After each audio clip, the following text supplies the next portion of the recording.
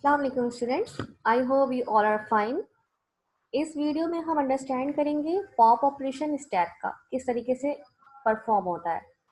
तो यहाँ पे आप देख सकते हैं कि एक आपके पास एरे है 5 साइज का और आपका टॉप सेट हुआ है 5 लोकेशन पर। इसको मैं आपको बता देती हूँ कि इसकी लोकेशन कैसे सेट हुई हुई है। तो एग्जाम्पल, ये आपकी 0 लोकेशन है, ये 1 है, ये 2 है, ये 3 है, ये 4 है, यानी कि आपकी 4 लोकेशन पे क्या है 5। आपका मैक्स स्टैक क्या है 5 साइज का है। और आपका टॉप भी क्या है, अगर आप कहें तो आपका टॉप भी क्या है मैक्स साइज के बराबर ही है, यानी कि टॉप और मैक्स क्या है दोनों बराबर हैं, यानी कि आपका स्टैक क्या है फुल है, क्योंकि आपका मैक्स स्टैक भी यही पॉइंट कर रहा है और आपका टॉप भी यही पॉइंट कर रहा है। डेट्स मीन आपका स्टैक क्या है फुल है, इसमें गुंजाइश नहीं है इंसर्शन की। लेकिन अभी हमने क्या करना है, पॉप ऑपरेशन परफॉर्म करना है। तो आप स्टेप 1 में देखिएगा, हमने 5 एलिमेंट डिलीट किया टॉप में से और फिर हमने टॉप को सेट कर दिया नीचे की तरफ। दिस इज वेरी इंपॉर्टेंट, यानी कि पॉप में होता क्या है कि आप एलिमेंट डिलीट करके और आप टॉप को एक लोकेशन नीचे की तरफ सेट कर देते हैं। डेट्स मीन आप परफॉर्म करते हैं टॉप माइनस माइनस कंडीशन, यानी कि टॉप इक्वल टू टॉप -1। तो आप देख सकते हैं 0 1 2 3 4, टॉप में 4 था, आइटम डिलीट करने के बाद 4th लोकेशन से टॉप -1 हुआ। डेट्स मीन 4 - 1 3 हुआ, यानी कि टॉप को सेट कर दिया गया 3 लोकेशन पर। तो टॉप कहाँ सेट हो गया आपके स्टेप नंबर 2 में 3 लोकेशन पे। इसी तरीके से मैंने 4 को डिलीट किया और टॉप को मैंने नीचे सेट किया, तो टॉप माइनस माइनस हुआ।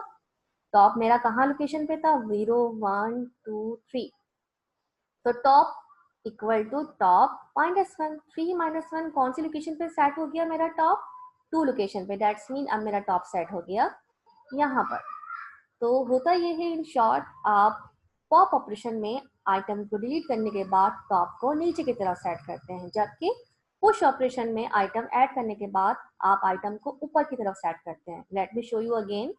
फॉर एग्जाम्पल, आप करते क्या हो, पुश में 5 6 या आपका 3 साइज का एरे है, आपका टॉप यहाँ पे सेट है, this is your 0 location, this is your 1 location. अगर आपने आइटम इंसर्ट करना है तो आप पहले टॉप को ऊपर की तरफ प्लस प्लस कराते हो। टॉप इस वक्त 1 पे था, 1 प्लस प्लस हुआ, यानी कि 1 ऐड हुआ, 1 + 1 2 हो गया। अब आपका टॉप कहाँ आ गया यहाँ पे। तो टॉप को ऊपर की तरफ सेट करने के बाद आप आसानी से उसमें अपना पर्टिकुलर आइटम इंसर्ट कर देते हो।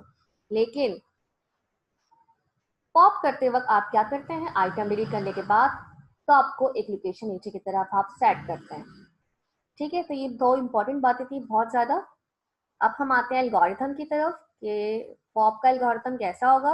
एल्गोरिथम अंडरस्टैंड कर लेंगे आप तो फिर कोडिंग बहुत इजी तरीके से आप परफॉर्म कर सकते हैं किसी भी लैंग्वेज पे। जरूरी नहीं है कि जावा की बात करें, किसी भी लैंग्वेज पे। तो यहाँ पे एल्गोरिथम डिजाइन करने से पहले I am writing some line here कि मैं एक ऐसा प्रोसीजर, एक ऐसा एल्गोरिथम डिजाइन करूंगी जो कि दिस प्रोसीजर मैं यहाँ लिख देती हूँ, delete the top element of stack, stack हमारा array, and assign it to the variable item। यानी कि हम जो आइटम डिलीट कराएंगे, जो वैल्यू डिलीट कराएंगे स्टैक में से, उसको हम किसी पर्टिकुलर वेरिएबल में इंसर्ट कर देंगे। उस वेरिएबल का नाम क्या है आइटम, और हम शो कराएंगे कि ये वैल्यू हमारी डिलीट हुई थी इस एरे से।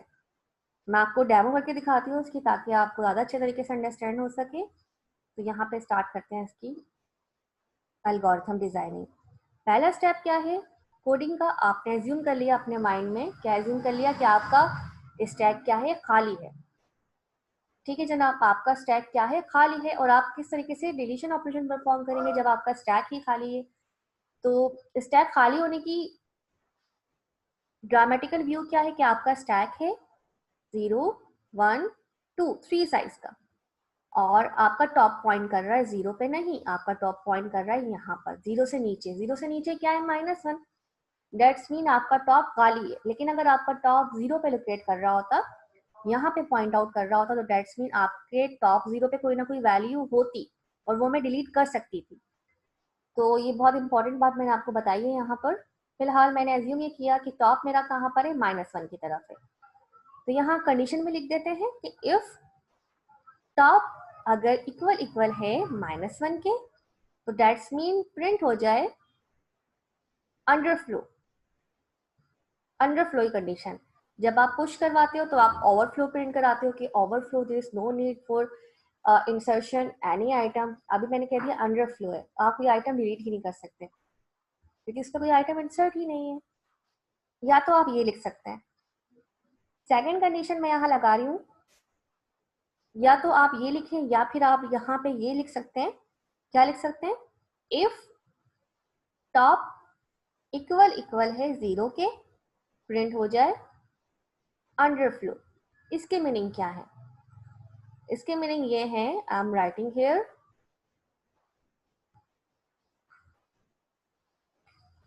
स्टैक हैज, मैं यहां लिख रही हूं, stack has an item to be removed. That's mean आपके पास स्टैक में आइटम है जिसको आपने रिमूव करना है, और रिमूव करने के बाद क्या प्रिंट हो जाना है? अंडरफ्लो। ठीक है, लेकिन बहुत ज्यादा फिजिबल कंडीशन फर्स्ट वाली ही है। मैं आपको प्रीफर करूंगी कि आप कोडिंग करते वक्त फर्स्ट कंडीशन ही यूज करें कि टॉप अगर इक्वल इक्वल है -1 के, तो टॉप में जगह ही नहीं है डिलीट करने की। अगर आपने कोई पर्टिकुलर वैल्यू डिलीट करनी है, पर्टिकुलर तो नहीं, आपको पास एरे का एक ही साइज है, मतलब आपके पास एरे का एक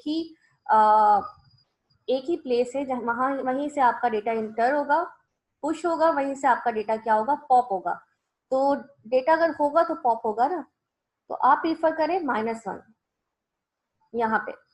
अंडरफ्लो है अगर नहीं है तो अंडरफ्लो है, अगर है तो फिर आपने डिलीट करना है। एल्स अब चले, क्या चले? एल्स। तो एल्स में मैंने यहाँ लिख दिया कि पहले कंडीशन में मैंने चेक किया, अगर नहीं है तो अंडरफ्लो प्रिंट हो जाए, लेकिन अगर आपके डेटा है, फॉर एग्जाम्पल मैंने यहाँ इंसर्ट कर दिया 5, एक डेटा है 50, ठीक है, या मैंने यहाँ लिख दिया 1 पे 6, मेरा टॉप कहाँ है इस वक्त? यहाँ पर है। हालांकि 3 साइज का एरे था, लेकिन मेरा टॉप कहाँ पर है? 6 पर है, सॉरी 1 लोकेशन पर है। 1 लोकेशन पे क्या डेटा है? मेरा 6 डेटा है, and I want to delete. तो सबसे पहले मैंने यहाँ पे क्या किया, गौर कीजिएगा, मैंने यहाँ पे स्टैक के, यानी कि स्टैक मेरा एरे है, स्टैक के टॉप पे जो भी वैल्यू थी, स्टैक के टॉप पे इस वक्त क्या वैल्यू है? ड्राई रन कर लेते हैं कमेंट में। स्टैक का टॉप मतलब 1 पर है, 1 पे क्या वैल्यू है? 6। उसको मैंने निकाल दिया और कहाँ डाल दिया? आइटम में। जैसा कि मैंने यहाँ पे ब्लू कलर से लाइन लिखी थी कि this procedure delete the top element of stack and assign it to the variable item. तो मैंने यहाँ से हटा के कहाँ डाल दिया? आइटम। तो यहाँ से फिलहाल आपकी वैल्यू हट गई है। क्या हो गई है? हट गई है। तो मैं यहाँ से इसको रिमूव कर देती हूँ, वैल्यू को मैंने रिमूव कर दिया, आपकी 6 वैल्यू यहाँ से हट गई। बज़ाहिर ये लगता है कि हमने डिलीट कर दिया, लेकिन आपका आइटम डिलीट नहीं होता, मेमोरी में जाके सेव हो रहा होता है कहीं ना कहीं किसी न किसी वैल्यू में। जैसा कि मैंने यहाँ पे आपको फ्रंट पे बताया एल्गोरिथम में कि आपने स्टैक से वैल्यू को निकाल के आपने आइटम में डाल दिया। तो आइटम में अब आपके पास क्या आ गया है? आइटम में आपके पास आ गया है 6। मैं यहाँ लिख भी देती हूँ 6। और स्टैक के टॉप पे क्या है आपके पास? अब स्टैक के टॉप पे आपके पास 0 है, कुछ भी नहीं है, कोई वैल्यू नहीं है, नो वैल्यू। ठीक है, आइटम तो डिलीट हो गया। अगर आप चाहें तो प्रिंट भी करा सकते हैं, आपका जो आइटम डिलीट हुआ है आप यहाँ पे प्रोग्रामिंग करते वक्त प्रिंट करा दें कि deleted item is, deleted item is, क्या है आपका डिलीटेड आइटम? आइटम में सेफ है। तो आपकी जो 6 वैल्यू है यहाँ पे प्रिंट हो जाएगी। लेकिन जैसा कि मैंने आपको गाइड किया था इस पिक्चर में भी कि आप डिलीट करके टॉप को नीचे सेट करना है, ताकि अगर एक और एलिमेंट पॉप करना है तो इजीली हो सके। तो अब टॉप माइनस माइनस हो, टॉप यहाँ पे सेट हो जाए। तो आपने कोडिंग की थर्ड लाइन में क्या लिखना है? सेट करना है टॉप इक्वल टू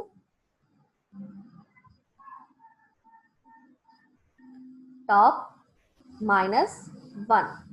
ये आपने सेट कर दिया तो आपका टॉप अब कहाँ पे आ गया? 0 पे आ गया। फिर वही बात होगी, अगर आपने फिर से डिलीट करना है तो आप फिर क्या करेंगे?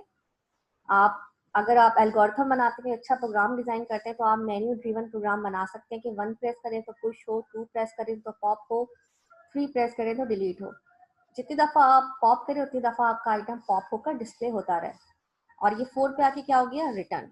सो this is very simple demonstration of how to remove particular item. Particular item तो नहीं कहेंगे, एक item from the stack of an array. तो स्टैक में से मैंने आपको पॉप करना भी सिखा दिया और पुश करना भी सिखा दिया। Thank you so much.